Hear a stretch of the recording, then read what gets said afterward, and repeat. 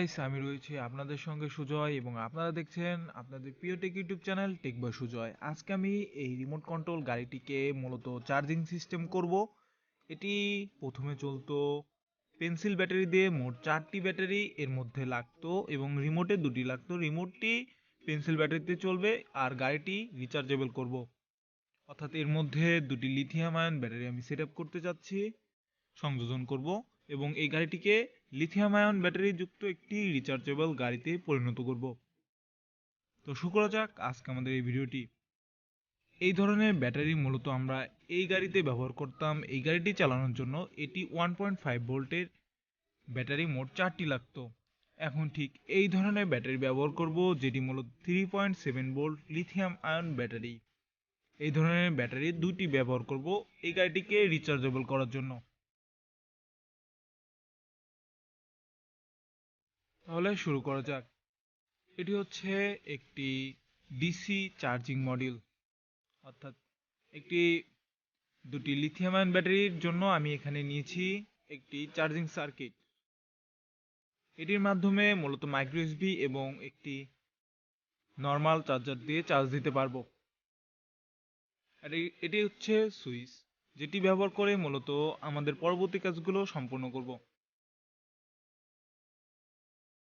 এটি হচ্ছে 2টি লিথিয়াম আয়ন ব্যাটারি, যার ভোল্টেজ হচ্ছে 3.7 ভোল্ট। এটি প্লাসে প্লাসে একসঙ্গে লাগাবো এবং মাইনাসে মাইনাসে লাগাবো। প্রত্যেকটি ব্যাটারি 800 এমএএইচ করে। আর এটি হচ্ছে মাইক্রো ইউএসবি সকেট। এটি আমাদের ব্যবহার করতে হতে পারে মূলত আমাদের এই চার্জিং সিস্টেমটি তৈরি করতে গেলে।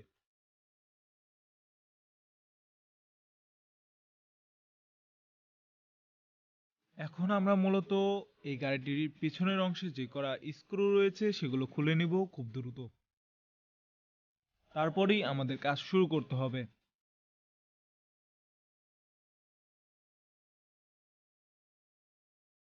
খুব সুন্দরভাবে আমাদের এই স্ক্রুগুলো খুলে নিতে হবে।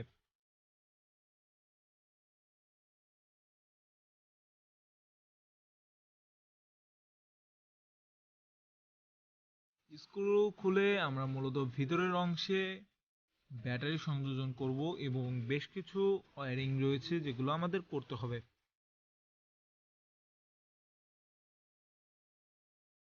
স্ক্রুগুলো খোলা হয়েছে এবং আমরা ভিতরের অংশে দেখতে পাচ্ছি এর মধ্যে একটি আরসি রিমোট কন্ট্রোল সার্কিট এবং 2টি মোটর রয়েছে। এখানে হচ্ছে 2টি লাইন রয়েছে, যেটি হচ্ছে ব্যাটারি ভোল্টেজ ইনপুট। এখানে আমরা মূলত আমাদের সার্কিটটি সংযুক্ত করব, অর্থাৎ এখানে ভোল্টেজটি ইনপুট হবে, যেটি আমাদের চার্জিং সার্কিটের আউটপুট হিসেবে ব্যবহার করতে হবে। এটি হচ্ছে পজিটিভ লিথিয়াম আয়নের ব্যাটারির এবং এই 2টি পজিটিভ একসঙ্গে সংযুক্ত করব তামার তার দিয়ে এবং পিছনে হচ্ছে নেগেটিভ, একসঙ্গে সংযুক্ত করব। খুব সুন্দরভাবে গ্লুগান আঠার মাধ্যমে আমরা 2টি লিথিয়াম আয়ন ব্যাটারি খুব সুন্দরভাবে সংযুক্ত করে নিচ্ছি।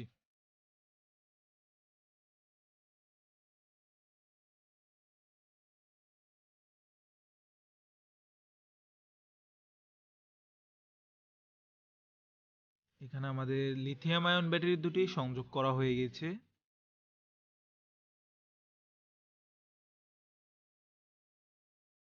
এর পরবর্তী কাজ হচ্ছে আমরা এখন নেগেটিভগুলো একসঙ্গে সংযুক্ত করব সোল্ডারিং আয়রন দ্বারা। এখানে আমরা নেগেটিভ খুব সুন্দরভাবে সোল্ডারিং করছি।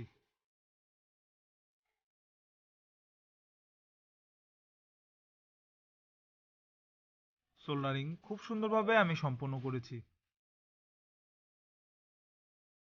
এখন আমরা পজিটিভের সোল্ডারিং করব।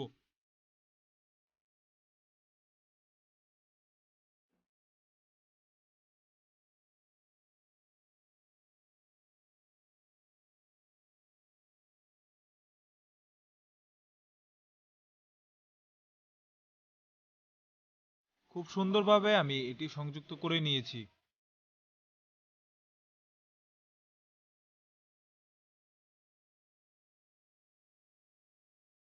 আপনারাও খুব সুন্দরভাবে এই সংযোগ স্থাপন করে নেবেন।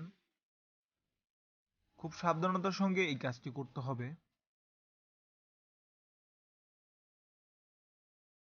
এখন আমরা মূলত চার্জিং সার্কিটের কাজগুলো করব। প্রথমে আমরা এই চার্জিং সার্কিটটি আপনাদের সঙ্গে পরিচয় করে নিই। এর প্রথম দুই অংশে রয়েছে পজিটিভ নেগেটিভ ইনপুট, যেটি আমরা এবং এই প্রথম দুই অংশে রয়েছে পজিটিভ নেগেটিভ আউটপুট। খুব সুন্দরভাবে দিক নির্দেশনা অনুসারে কাজ করলে আপনারা এই কাজে সফল হবেন।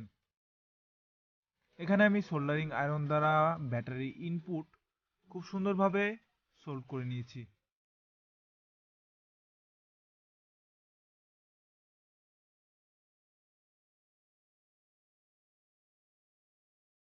এখন আমরা এই চার্জিং সার্কিটটি খুব সুন্দরভাবে ব্যাটারি কম্পার্টমেন্টের মধ্যে সংযোগ করে নিব। এটি মূলত আমরা যেখানে ব্যাটারি স্থাপন করা হয় নিচের অংশে, সেই জায়গা আমরা এই সার্কিটটি বসাবো।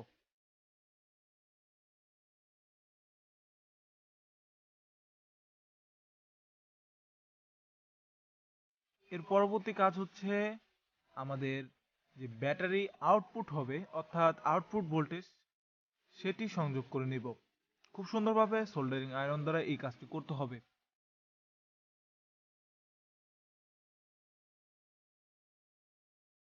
খুব সুন্দরভাবে এই কাজটি করছি।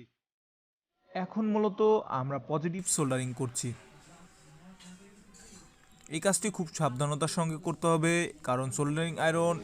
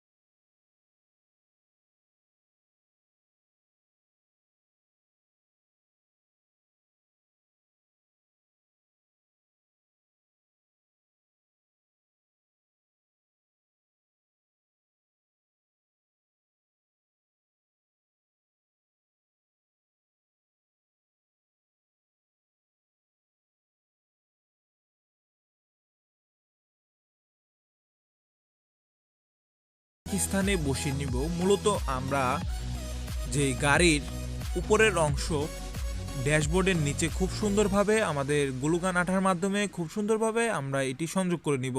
ব্যাটারি